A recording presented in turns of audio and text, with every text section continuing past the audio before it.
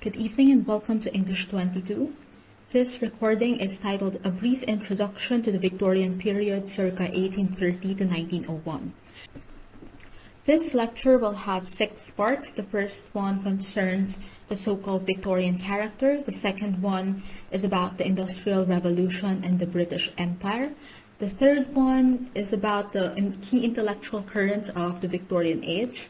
The fourth one tackles the issue of periodization, like how do we divide the Victorian period into early, mid, and late sections. And then the fifth one is a summary of the political, economic, and cultural contexts of the age. So if you turn to the first slide, to the cover slide of this presentation, you'll see a photo of this great structure, this architectural wonder that is often considered as one of the symbols of the might and the glory of the British Empire under Victoria. This structure, which has some echoes of neoclassical architecture, is called the Victoria Memorial, and it is found in the city of Kolkata in West Bengal, which is one of the first territories that was annexed, that was colonized by the British under Queen Victoria. So in 1958, the English, which had been maintaining trade relationships with the Mughal Empire, finally deposed or unseated the last Mughal emperor called Bahadur Shah II. So they took over the governance of the Mughal Empire, and this colonial relationship lasted for over 200 years of control by the British of the Indian subcontinent. So this structure, the Victoria Memorial, was completed in 1921. The project began in 1906, and it was conceptualized as a structure built in honor of the late Queen Victoria. So Victoria died in 1901, and this structure was built in her honor. And it was, of course, paid for by the Indian people. Now, I made this image the cover image for this presentation because, as we will discuss later, the Victorian age saw the rise of the British nation to world status as the world's biggest, most powerful empire. And in addition to that territorial expansion, we also saw the rise of the wealth of the British nation due to advancements in industrialization and trade. And we will discuss that in succeeding slides. But first, let's talk about the woman after which this age was named. So Queen Victoria was born in 1819, died in 1901 as I mentioned, and she reigned from 1837 to 1901 as the Queen of England and later the Empress of India and of other British colonies around the world. So Queen Victoria began her reign as a young lady. She came to the throne at 18 years old. And because she left the throne at a very old age, her reign spanned almost 70 years. Her character has become so identified with the Victorian age and also the so-called Victorian character.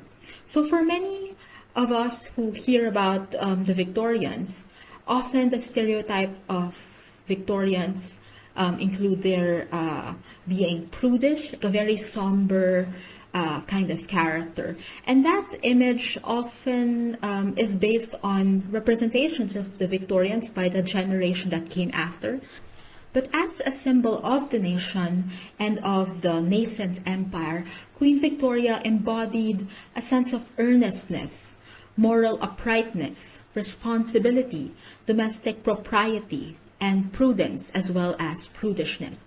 When her husband Albert died, she spent several decades in mourning, and she retreated from the public eye. She only wore black, and she always had this matronly, as she got older, she had this matronly air about her.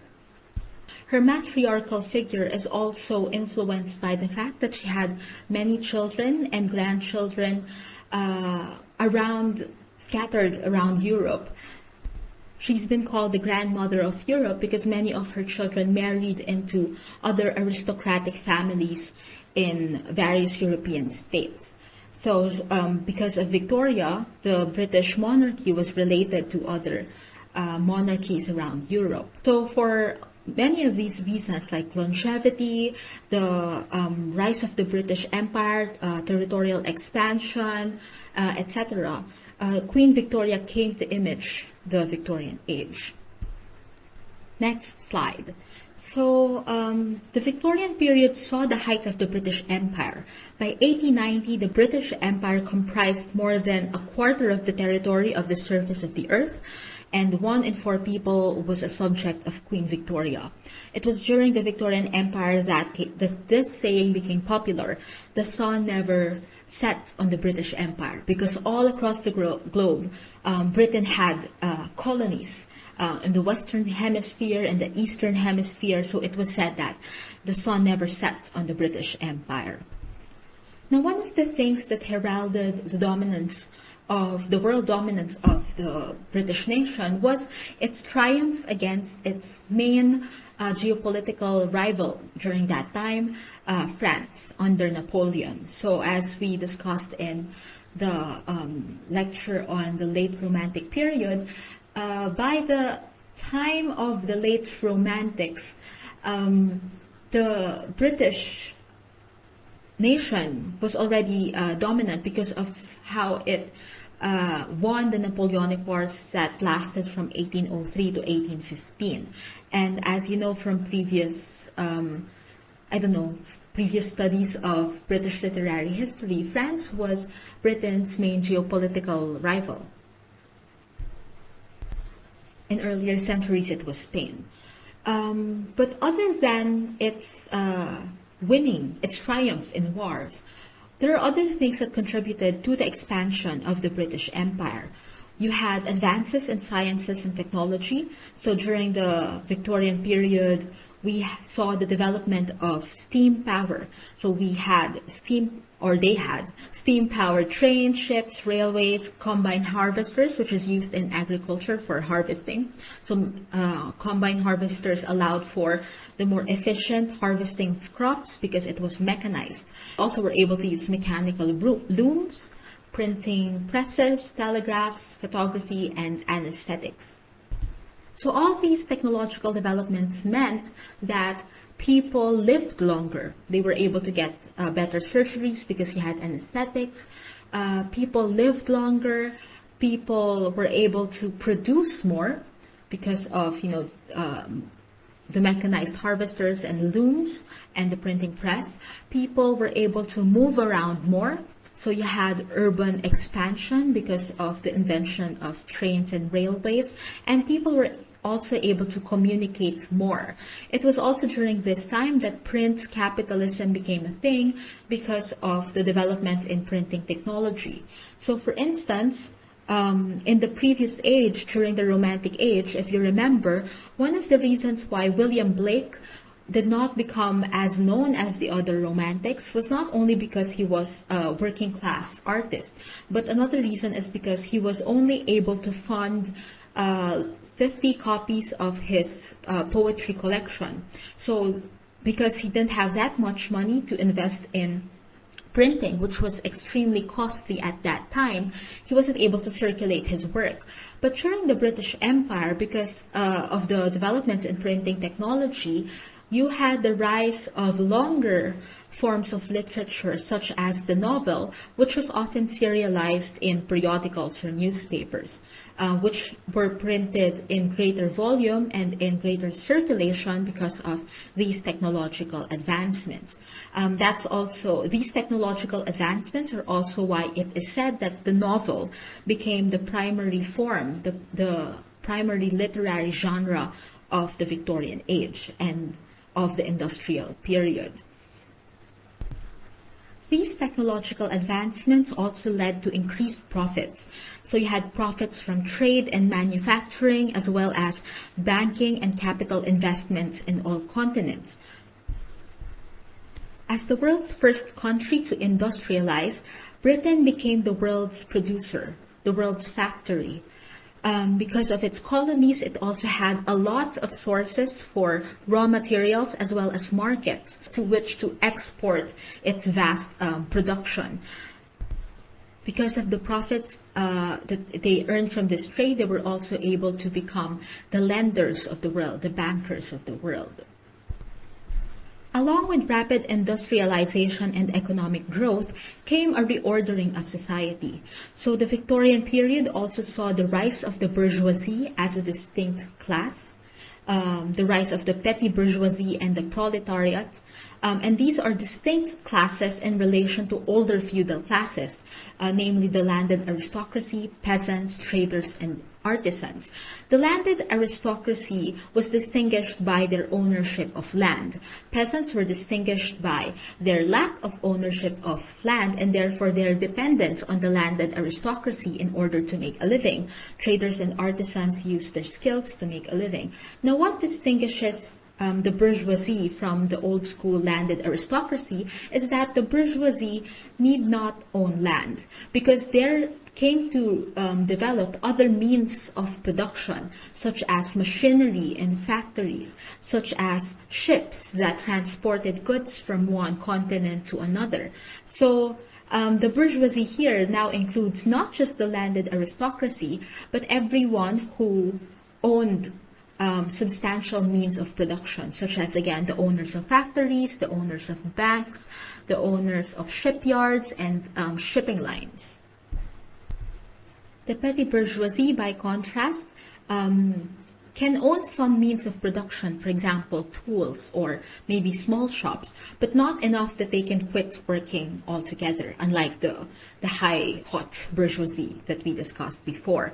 So the petty bourgeoisie can also may also have the capacity to buy the labor of others, but it's not enough, again, for them to be a class of leisure, somebody who doesn't need to work. They still need to work. Now, the proletariat is distinguished by their lack of ownership of any means of production aside from their labor power. So these are your factory workers, these are your really small peasants who don't own any land. These are your servants, your chimney sweepers, your gardeners, your domestic workers, etc. So these are the proletariat. And just a note, but these new relations among classes, the rise of new classes and the reordering of relations between classes also become part of the subject, or not part, a main subject of many novels that arose out of this age. So later, when we read Jane Eyre by Charlotte Bronte, we can also look at how she maps these new relations between various classes. During the Victorian period, we saw a rise in incomes because of the advancements in technology and trade.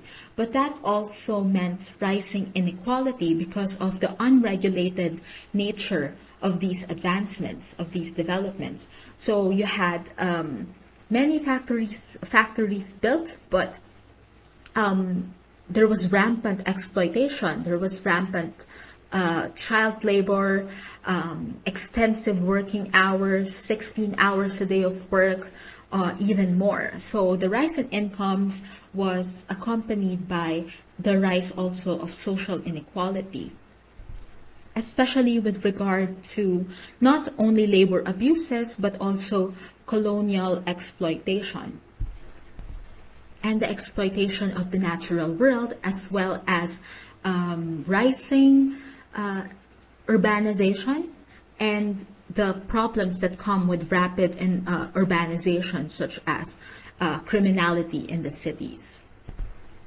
So, because of the heightened visibility of poverty, corruption, and criminality in the cities, which happens when you have rapid urbanization. Like, imagine people who used to live in various towns that are far from each other suddenly flock to the cities, and the city doesn't have enough housing for them, so they live in shanty towns, they live in very crowded and unsanitary housing conditions. So, with the rise in income and the rise in production and consumption, what the sociologist Thorstein Veblen called conspicuous consumption. So with the rise of these displays of wealth, you also had more spectacular scenes of poverty. So this rise in poverty and criminality also became a prime preoccupation of the age. So there was a sense that in order to prevent criminality, you needed to civilize people. The ethos of civilization then led to the institutionalization of universal basic education during this age. So during the period of Queen Victoria, every English child had to go to school. This isn't to say that the education was very good. If you read the novels of Charles Dickens, he has a lot of criticism against the education system of the time. But it was during this time that at least this was instituted. Another thing that became a preoccupation of the Victorians, aside from this corruption and civilization binary, is the rise of books on decorum and etiquette. Not just books, but social mores became more standardized and became more solidified, institutionalized, calcified. So decorum and etiquette. One reason for this was because of the rise of new classes, which then threatened the position of the older landed aristocracy. So if you're part of the landed aristocracy of the gentry, by this period it doesn't mean that you were rich, because the mode of production had changed, the sources of wealth had changed. It wasn't just about land. If you did not have any interests in trade, in production, maybe you didn't have enough money to show an extravagant lifestyle. So one way by which the old rich distinguished themselves from the new rich was their adoption of, or their maintenance of, old rich aristocratic behaviors. So for the newly rich, one way by which they could really climb up in the social ladder, not just in terms of economic power, but also social status, one way for them to really be socially mobile, upwardly mobile, was to adopt the customs, the behavior of the erstwhile ruling classes, the aristocracy. So for the upper classes, the old rich as well as the new rich, this preoccupation with etiquette, with proper behavior, became more normalized. So when you read many of the novels written during the Victorian period, you'll see them, one way of looking at them is that they're a novel of manners. They analyze the dynamics of the new social relations and what's considered appropriate, what's considered inappropriate. So when you read Jane Eyre, you can also pay attention to these distinctions about what's considered respectable behavior and what's considered shameful behavior. And often these distinctions between what's respectable and what's shameful is often tied to social positions, to class. Next slide. So one of the readings I gave you by Eric Hobsbawm is about the development of the Industrial Revolution in Great Britain and how it's dependent on the development of this so-called triangular trade. So if you look at the photo in this slide, slide 5, you'll see the basic elements of the triangular trade that fueled the Industrial Revolution. So if you look at the green line, green shape, it's a line. So if you look at the green line, you begin with slave traders who journey to Africa and then capture, to West Africa, and then capture slaves, again, mostly sourced from the countries of West Africa, such as present-day Ghana, Senegal, Sierra Leone, Nigeria, Mali, Liberia. So these African states, well, present-day states, before they were in states, of course, they were organized into different tribes and kingdoms. So a lot of these territories in West Africa became the source or hotspots for the slave trade, although they captured slaves from all over the continent.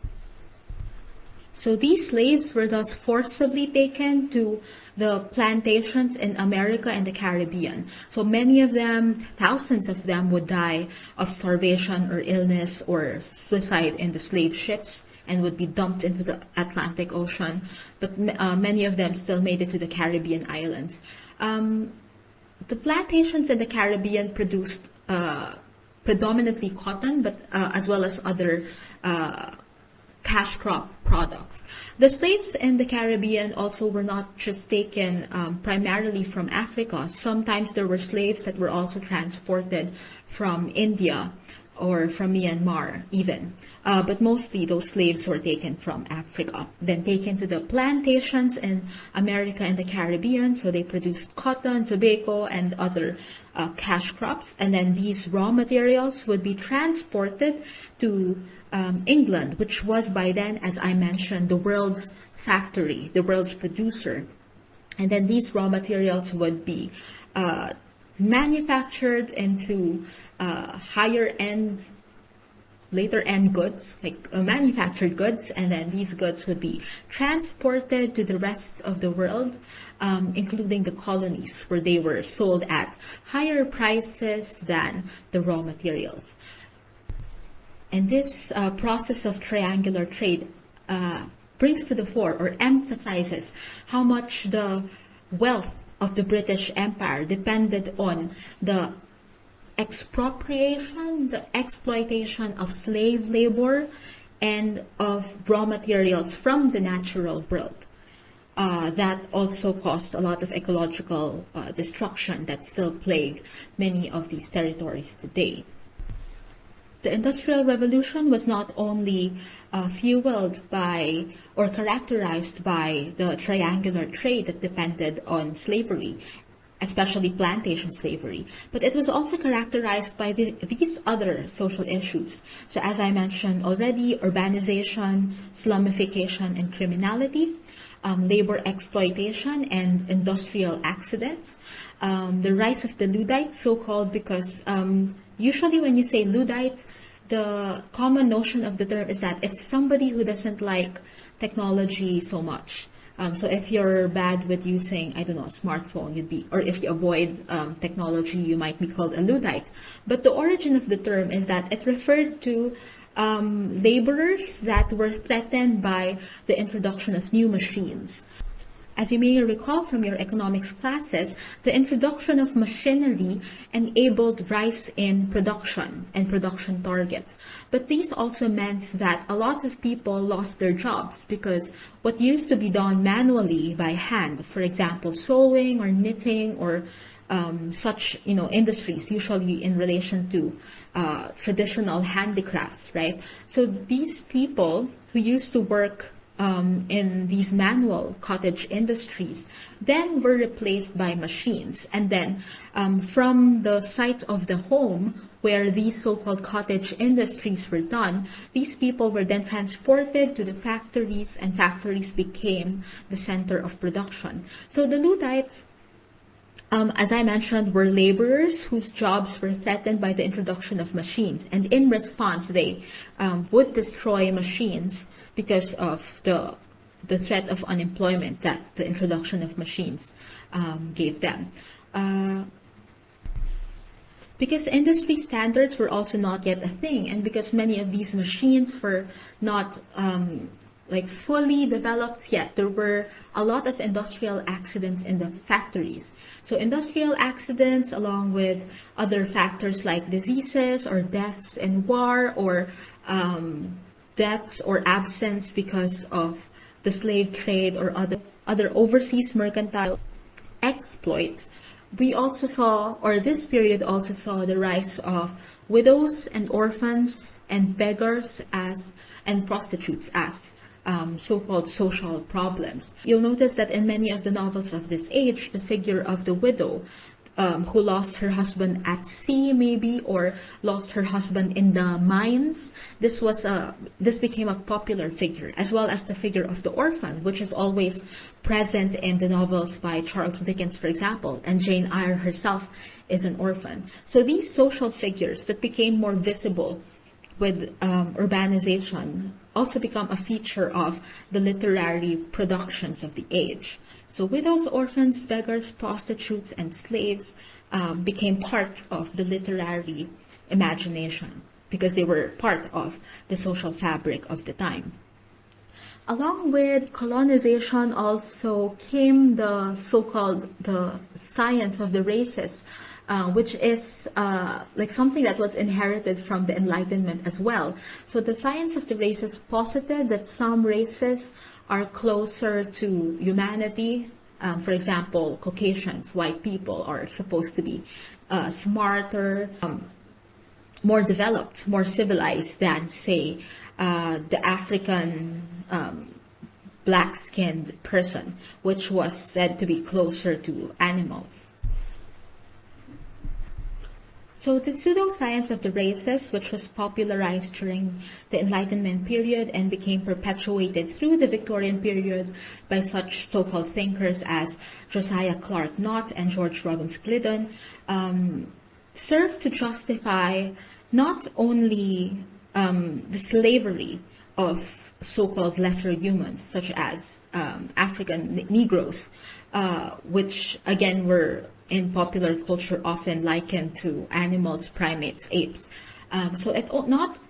This pseudoscience not only justified slavery, but it also justified what Rudyard Kipling in one of his poems famously called the white man's burden, to civilize the so-called inferior races. So we see in the Victorian period as well, not the origins, but the heightening of these discourses of racialization and racism, with racism justifying imperial expansion and colonization. Next slide. So the preoccupations of the Victorian period may also be traced in the key intellectual currents of the time. These include theories of evolution by Charles Darwin. You had developments in the thinking on utilitarianism, as well as socialism, and critiques of religion. So, for example, you had Charles Darwin, who published The Origin of the Species in 1859. Charles Darwin, he was not supposedly a racist. He was for slave abolition. He was an abolitionist. But his writings on evolution was often instrumentalized by racists to justify the so-called hierarchy of the races. John Stuart Mill's On Liberty expresses many of the things that we associate with the discourse of liberal democracy. So, for example, in On Liberty, John Stuart Mill adopted his philosophy of utilitarianism to the state and the individual. And one of the things that he proposes in On Liberty is that the freedom of the individual to think for himself or herself is the basis of political freedom, is the basis of well-being, not only of the individual but also of society. In Mill's essay, we also find the use of the phrase the tyranny of the majority. He argues in his essay that the opinion of the majority is not always right. The tyranny of the majority may mean that minority peoples might be oppressed, might be abused, and that abuse, just because it's the will of the majority, is not necessarily correct. So that's why he advocates for the freedom of the individual to think and reason for himself or herself, and key to that is education, in order to not only develop the capacity for individuals' independent thinking, but also for the individual to enjoy higher pleasures, which are often the pleasures of the intellect as well as the pleasures of moral feeling towards one's fellows, one's others. It was also during the Victorian period that Marx and Engels published the Communist Manifesto. You may recall that the case study, so to speak, that Marx and Engels use in the Communist Manifesto as well as in Das Kapital, their theorization drew on the conditions of Victorian society, including, as I mentioned in the earlier slides, the rise of new classes, the bourgeoisie, the petty bourgeoisie, and the proletariat, the rise of factories as locuses of production, the astronomical profits that result from heightened production, consumption, and trade, and how that profit is reinvested into capital, or that profit is turned into capital, which becomes the basis of expanding the means of production. So it was also by understanding this system of capitalism and the ownership of the means of production that one can, for Marx and Engels, understand power in society. So aside from their thoughts on communism and socialism, we also have in this period, although it's already in the late Victorian period, Nietzsche's publication of the books Thus Spoke Zarathustra, Beyond Good and Evil, and On the Genealogy of Morality, where he questions religious values and the production of those religious values as a form of domination. So in these power and domination. So in these works, he proposes the concept of the master-slave morality, where the slave morality exemplifies obedience, kowtowing to power, kowtowing to authority. So the values that are often associated with servitude, such as humility, meekness, obedience, conformity, he attributes this to a kind of slave morality. Whereas the master, the image of nobility, he expresses a will to power. He is not meek, he is not merely obedient. So these works were important in cultivating the Victorian understanding of the world. And these concerns are about evolution or the perfection of the species or the development of the species. These concerns about liberty and utilitarianism, which is a philosophy that posits that the greatest good is equal to the greatest happiness of the most number of people. So these thoughts on evolution, utilitarianism, socialism, or the eradication of classes in society, and these questioning of inherited religion and inherited morality. All these currents complicate our picture of the Victorian era. So it's not just about the development of science and technology, but also the Victorian era also saw a lot of disturbances, developments, but disruptive developments in their thinking about society. Next slide. So, as I mentioned, the Victorian period was a very long one. It was about 70 years. And you can't expect 70 years, a period lasting 70 years, to be just have one kind of character. It was an age of many rapid developments which shook society. So usually when people talk about the Victorian period, they divide it into 3 ages in order to better focus on the specific changes that occurred within each period. So often, the Victorian period is divided into 3 periods. The first one, the early Victorian period, is also called the Age of Trouble. So called because this was the time when new changes, rapid industrialization, urbanization, Islamification, unemployment, etc., inflation and protests. So a lot of these changes were first hitting society really hard and causing all sorts of problems. So the early Victorian period is often called the Age of Trouble. The mid-Victorian period is often called the Age of Improvement, so called because many of the problems that came up or that became really heightened during the Age of Trouble, it started to be alleviated with concrete policy changes during the Age of Improvement. And then the third period is also called the period of decay, not only because the British Empire was waning with the death of Queen Victoria, but also because many of the cultural values that became valued during the earlier period of the Victorian age started to deteriorate. Let's go to the early Victorian period.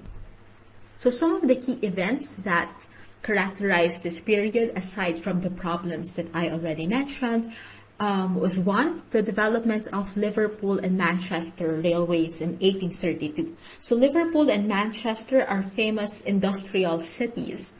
So they were like centers of production in the Victorian Empire as the world's factory.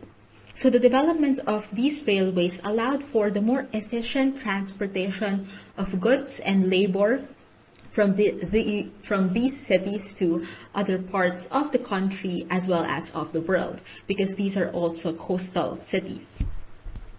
So Liverpool, also known as the hometown of the Beatles, was right in front or right beside the Irish Sea, and it was a major trading hub, trading port during the Victorian era as well as beyond the Victorian era. Manchester is a bit more inland, but it was Victorian England's textile powerhouse. So the raw materials that England got from the cotton plantations in the colonies, these were woven into textiles and fabrics in Manchester and exported to the rest of the country and the world.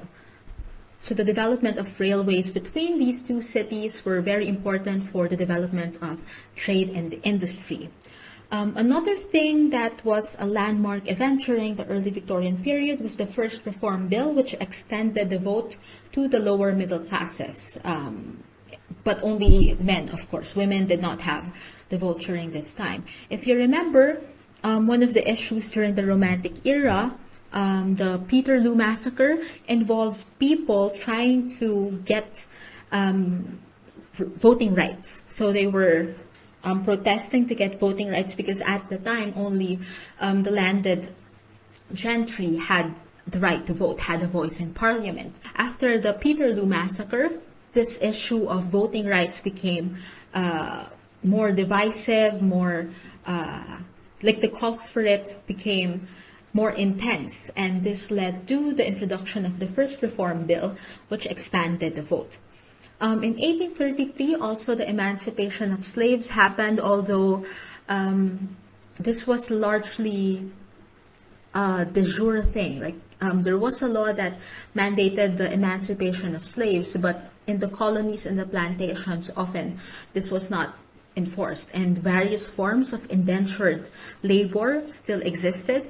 Another thing that slave owners did to work around this rule was to pay slaves a pittance, like super low wages, so they were still effectively bound to indentured labor. Another thing that happened during the early Victorian period was the invention of the telegraph, which revolutionized communication. Like imagine in just the decade or the period before, if you wanted to communicate with someone, you had to write them a letter. But with the invention of the telegraph, you had the possibility of swifter long-distance communication. Along with this technology, we also had the rise of mass printing, which enabled the publication of more longer forms of longer literary forms. Sorry, not more longer. So the development of mass printing enabled the publication of longer literary forms. Gas streetlights also meant that you had in novels, for instance, you had more nighttime scenes because before mobility during nighttime was hampered because candles used to light the streets, and these were expensive. The invention of gas streetlights changed like the rhythms and the landscape of the city, especially at night. It was also during the Victorian period that Hong Kong Island was ceded by the Chinese to the British in 1842 after China's defeat in the First Opium War. So opium was brought by the British to China, and they traded it usually for silver and porcelain, and it was bankrupting the Chinese empire. And the officials of the Qing dynasty were very worried because of the rise of opium addiction in China, and also they were losing money because of all of the silver they were using to pay for opium. So they tried to stop the opium trade, but the British insisted on the principles of free trade, etc. So they had a war. The Chinese lost. In the mid-Victorian period, we saw some improvements in the exploitative social conditions that characterized the first period. So for example, during this period, the Corn Laws were repealed. The Corn Laws were a set of laws that restricted the importation of grains such as corn, wheat, barley, and oats into Britain. So the context for this was after the end of the Napoleonic Wars, which was a European-wide war, overseas trade, international trade, was supposed to be more open. It was supposed to have been easier to conduct international trade because of the end of that war. However, local landlords in Britain who owned like the fields where grain was planted were worried about losing money because of cheaper imported grain. So what they did was to enforce the series of protectionist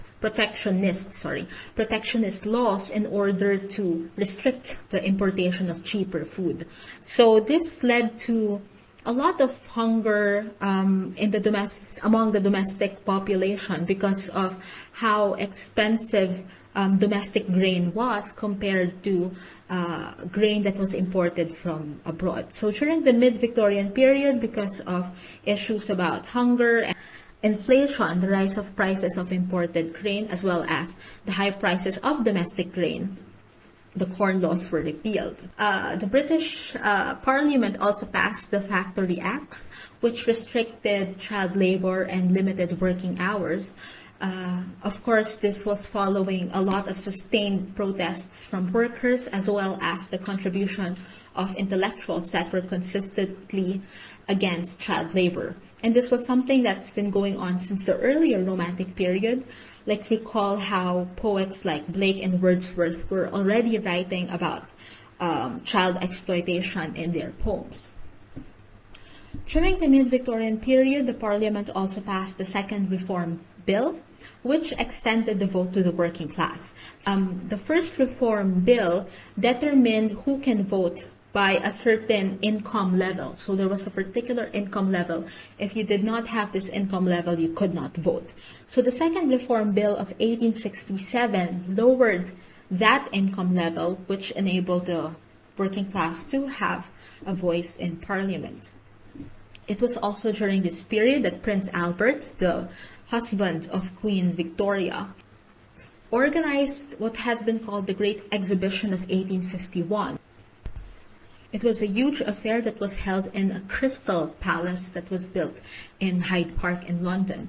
And its purpose was to exhibit the so-called works of industry of all nations. So in this World Fair, think of representatives from various countries exhibiting their scientific instruments, scientific innovations, and inventions for the world to see. So these inventions ranged from surgical instruments to kitchen appliances to huge jewels, because even jewelry, the technology of jewel remaking and jewel cutting was something that developed during this period. And this exhibition, also known as the Crystal Palace exhibition, became a significant marker of Britain announcing to the world that we are the global industrial, military, and economic superpower. This period also saw the takeover of the administration of India from the private East India Company through the Government of India Act in 1858. So before, the British government, the British monarchy, did not really have a direct control on India. Rather, indirect governance was practiced. What happened was that the British East India Company struck up monopolistic trade deals with the Mughal emperor, and as while the Mughal emperor remained the official head of state, the British East India Company was running things in the background. Now, this changed with the Government of India Act in 1858, through which the administration of India, as I mentioned, was taken control of by the Parliament. Another thing that happened during the mid-Victorian period was the Education Act of 1870, which, as I mentioned in the introduction of this presentation, supported universal basic education in order to serve the ideals of civilization and in order to also helped deal with growing urbanization, longer life expectancies, a higher birth rate, etc. So the drive towards basic education, universal basic education, was also meant to address the prevention of criminality.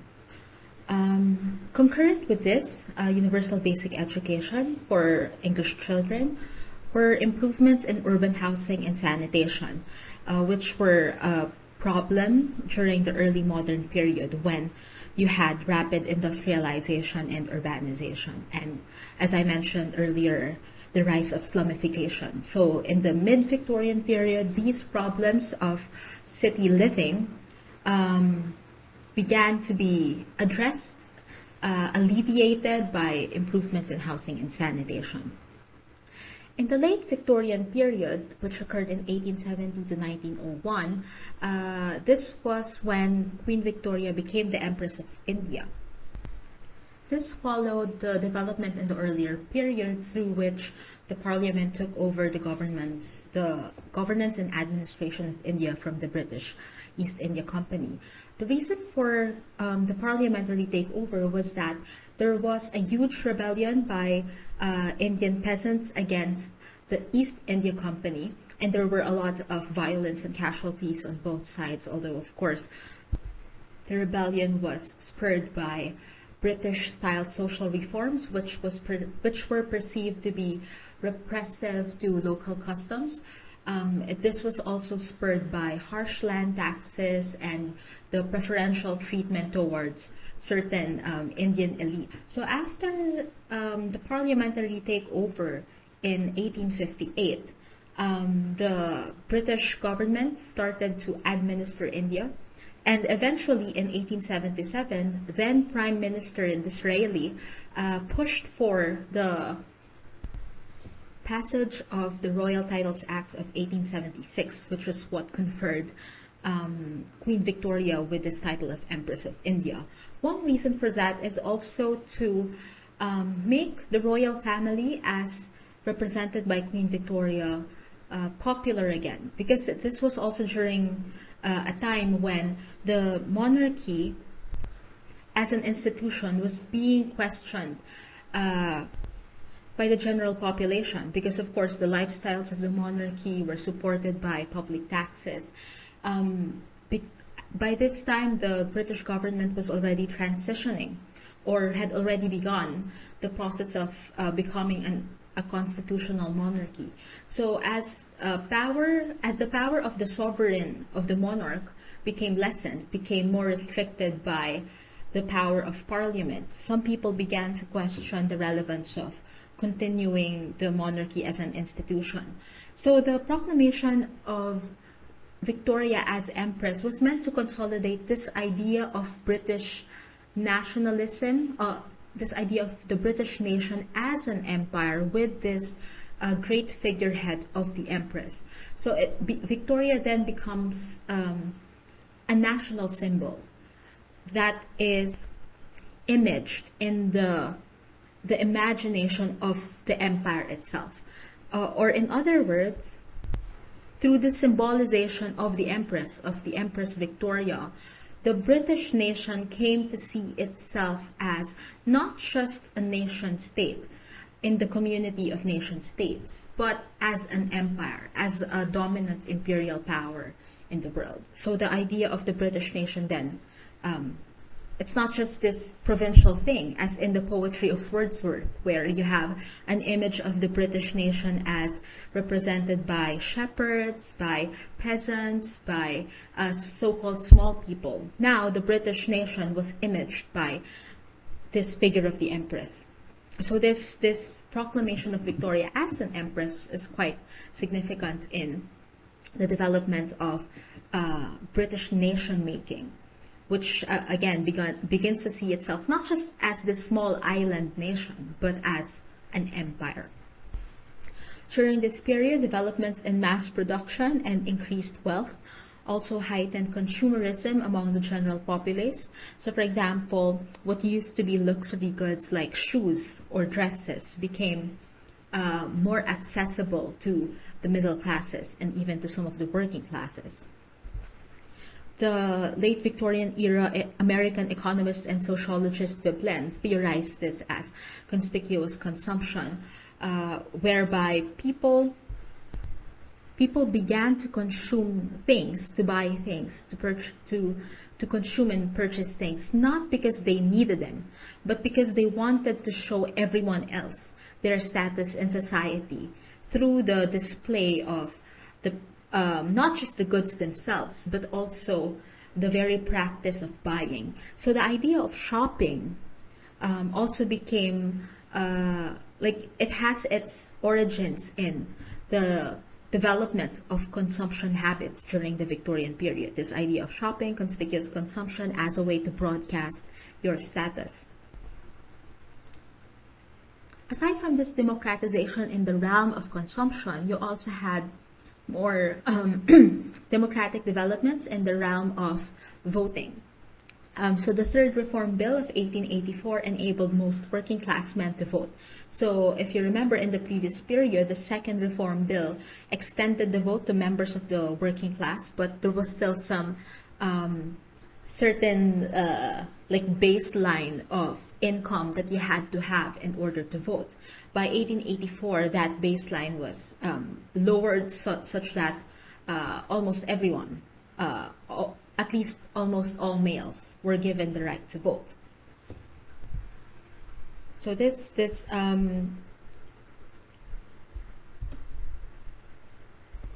ability to vote was limited to males for the longest time.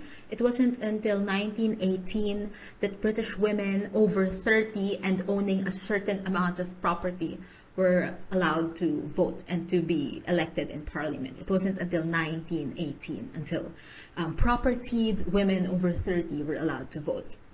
Other things that happened during this period were rebellions, massacres, and bungled wars in the colonies. For example, the Indian Mutiny of 1857 to 1859, which was what led to the parliamentary takeover of British administration in India. We also had the Morant Bay Rebellion in Jamaica, the Second Opium War in China, and the Taranaki War in New Zealand. These series of colonial rebellions and massacres happened in the mid-Victorian period, not in the late Victorian period. This was also called the period of decay because there was the dominance of English as the world's banker, as the world's producer, and as the world's consumer also began to decline. One of the reasons why the English were able to rise so fast, so prominently as a world power was because it was the first nation to industrialize. So it had that competitive advantage. But by this time, other European nations were also able to industrialize and to develop their own technologies. So for instance, during this period, Britain was already in competition with Germany when it came to naval and military developments or innovations. They were also by this time competing with its former colony, the United States of America, for economic dominance. So at that time, the United States of America was also beginning to speedily industrialize, and this was also influenced by the Civil War. After the Civil War between the North and Southern states of the United States, the mass of slaves that were freed in the Southern states, many of them went to the North and powered or contributed to the development of industries in the North, which also led to the rapid development of industries in the USA. So by this time, this former colony was also posing a considerable competition to the business of the British Empire. This was also the time when the African continent came to be colonized on a larger scale by European colonizers who basically sought to cut up Africa like a pie and divide it among themselves. So this period was also characterized by that scramble for Africa by these European colonial powers. And this colonization was driven not only by the desire to get more slaves, because by this time slavery had been abolished, but there was also a mad scramble for new sources of raw materials, which is also one of the things that fueled the continued industrialization of these countries in Europe. Okay, so in summary, the significance of this period in the realm of politics include the sense of stability that Victoria's long reign was able to bring about. Although court politics could never be avoided or parliamentary struggles could never be avoided, because Victoria was able to reign so long, the instabilities that come out of regime change were minimized during this period. And again, this was a really, really long period of relative stability, at least domestically in Britain. We also saw here the expansion of British imperialism. As I said earlier, by this time, by the end of the 19th century, England was the world's foremost imperial power and the world's leader in commerce and industry. This period also saw the strengthening of the constitutional monarchy, so there was more balance of power between parliament and the monarchy, but still Victoria emerged as this national symbol, unifying the various estates of the British Empire. So you had this emergence of an imperial identity. Another political significance of this time was the expansion of civil liberties, including the right to vote. So from voting as something that was practiced only by members of the aristocracy, by the end of the Victorian period, almost all men could now vote.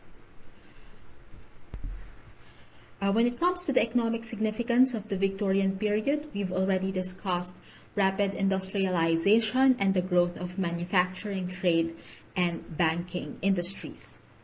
This period also saw a lot of labor abuses because of the demands of industrialization and the concentration of production in factories. So you had a lot of labor oppression, which led to worker protests and strikes, not just in the factories, but also in the mines and also among peasants, as well as agricultural laborers, especially in the colonies, in the slave plantations. And these worker protests and strikes led to the institutionalization of more labor protections, especially during the Age of Improvement. This was also the time when laissez-faire economics or free trade policies, liberal economics, came to be mainstreamed in the public consciousness. Of course, in the previous century, in the 18th century, these ideas were already in circulation. Adam Smith wrote his book, The Wealth of Nations, in the late 1700s. But it was really during this period, during the Victorian period, that laissez-faire economics was really mainstreamed. And this led to the repeal of protectionist policies like the Corn Laws. Significant cultural developments that happened during this time, the institutionalization of general basic education, which led to universal basic education, which led to general literacy among the populace, which is also one reason why the novel form and why periodicals became more mainstream, because more people could read. So you had the novel became the primary genre of this period, and part of the reason for that is that it simply had a bigger market because of general literacy. So as I wrote here, there was able to develop. So as I wrote here, an expanded market for literature was able to develop, which supported the novel as a form to become a dominant literary genre. This was also a period of cultural debates between Catholicism and Protestantism in Great Britain, and as well as religious freedom in the colonies. So, for instance, when India became annexed or became colonized by the British Empire, one of the policies that Empress Victoria implemented was to ensure freedom of religion for her new English subjects, because incursion into local practices was something that spurred rebellions in 1856. So, in order to avoid more rebellions such as that, such as what happened in the 1850s, Victoria adopted this policy of, I'll let you practice your own religion and practice your own culture. We will not interfere. During this time, they also had these economic debates, especially with regard to laissez-faire or free market economics and the ideologies of utilitarianism and socialism. At least in this context, free market economics became the dominant logic of capitalism. It was also during this time that there were scientific debates about Darwin's theory of evolution and its implications for the notion of the essential or ontological difference between humans and animals.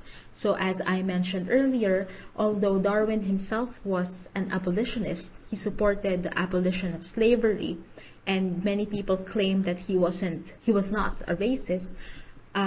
His discoveries about evolution were used by racists and racist thinkers in order to justify the pseudoscience of the hierarchy among the races. This was also the time when, concurrent with British imperialism and the expansion of British imperialism, another thing that was mainstreamed, or at least became a popular flashpoint for discussion, was the idea of the white man's burden, which was popularized by Rudyard Kipling in his poem. The idea that as a genetically and culturally and economically and politically superior race, the white race, or in this context, the British as well as the American colonists, had a responsibility, not just a right, but a responsibility to civilize the rest of the world. So the white man's burden.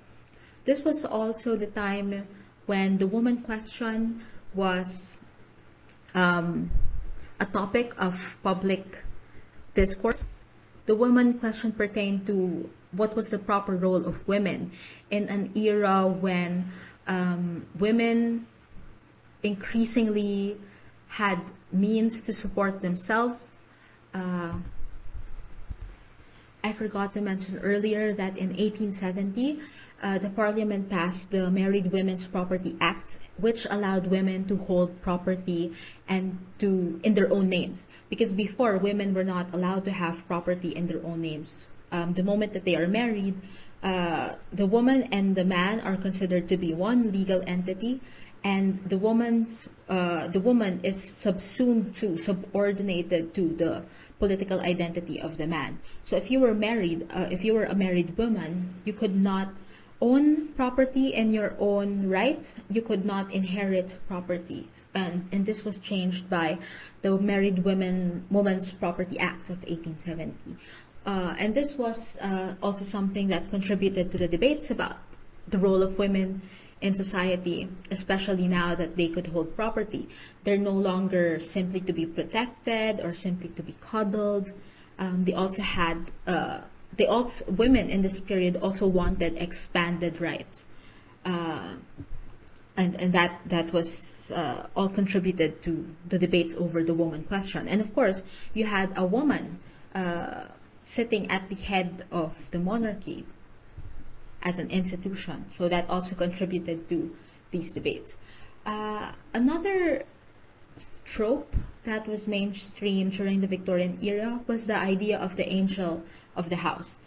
This is related to the phenomenon of increasing urbanization and the changing of the social landscape. So during this time, the binaries, the demarcations between inside and outside, between the private domestic space and the public space, also became more demarcated. So the domestic sphere, the private sphere, was considered to be the realm of the woman, and the public sphere, the world of the outside, was considered to be the realm of the man. The man went out to work in the factories or in the mines or wherever, and then the woman stayed at home to take care of the children, to take care of the house. And the idea was that the angel of the house kept the inside, the domestic space, comfortable and clean and pleasing, so that when the man came home from work and when the children came home from school, they had this pleasant hearth, they had this pleasant home to come back to. So at this time, women were relegated to these domestic roles. So that's the idea of the angel of the house. So these questions about the role of women were something that was also debated during this time. And if you read a lot of the fairy tales written during this period, and if you focus on the question of gender, you might be able to see some of those connections.